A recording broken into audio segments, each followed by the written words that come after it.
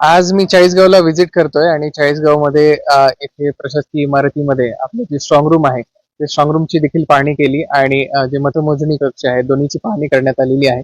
Strong room मध्ये अगदी चोख बंदोबस्त ठेवण्यात आलेला आहे. उमेदवारांचे प्रतिनिधी देखील इथे उपस्थित असतात आणि त्यांना बाहेर एक सीसीटीव्ही चे पूर्ण फुटेज दाखवण्याची देखील व्यवस्था करण्यात आलेली आहे आणि त्यांना दरवाजा दिसेल अशा प्रकारची त्यांची बसण्याची देखील व्यवस्था करण्यात आलेली आहे.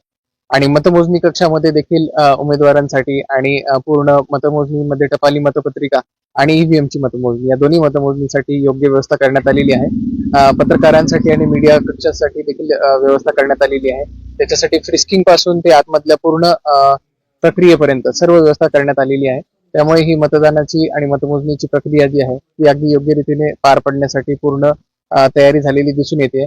पूर्ण मतमोजणीसाठी आवश्यक असणारा जो स्टाफ आहे त्याचं देखील मतमोजणीच्या बाबतचं पूर्ण ट्रेनिंग हे घेण्यात आलेलं आहे आणि उर्वरित जे सेकंड ट्रेनिंग आहे ते देखील आता उद्यापर्यंत ते कम्प्लीट करण्याची व्यवस्था. आपल्याकडे टोटल 18 ठिकाणी मतदान झालं होतं आणि 20 तारखेला देखील आपल्याकडे 6 नगर परिषदांमध्ये 9 जागांसाठी मतदान होऊ घातलेलं आहे.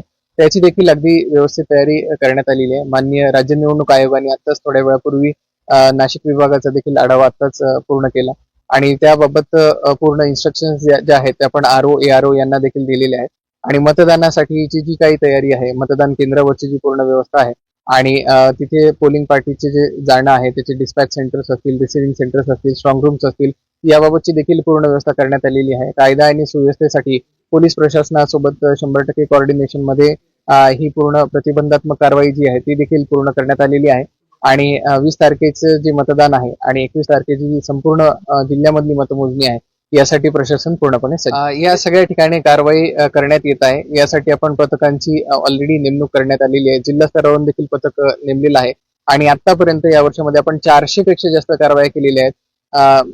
त्या जर कारवायांची संख्या बघितली तर ती कुठल्याही जिल्ह्यांपेक्षा देखील ह्या जिल्ह्यामध्ये कारवाई जास्त झालेली आपल्याला दिसून येईल आणि ती मोठ्या प्रमाणावरती कारवाई करण्यात येत आहे.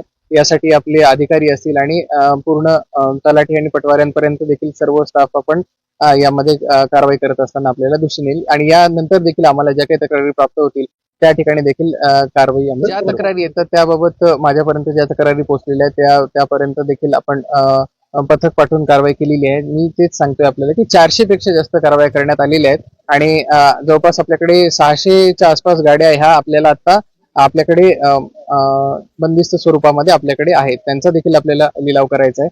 अशा प्रकारची मोठ्या प्रमाणात कारवाई करण्यात येत आहे आणि इतरही विभागांकडून म्हणजे पोलीस प्रशासन आणि आरटीओ विभागाकडून देखील या कारवाईमध्ये समन्वय साधण्यासाठी त्यांच्या विभागासोबत देखील बैठक घेण्यात आलेली आहे आणि इथून पुढे देखील आम्हाला ज्या तक्रारी प्राप्त होतील त्याच्यामध्ये कारवाई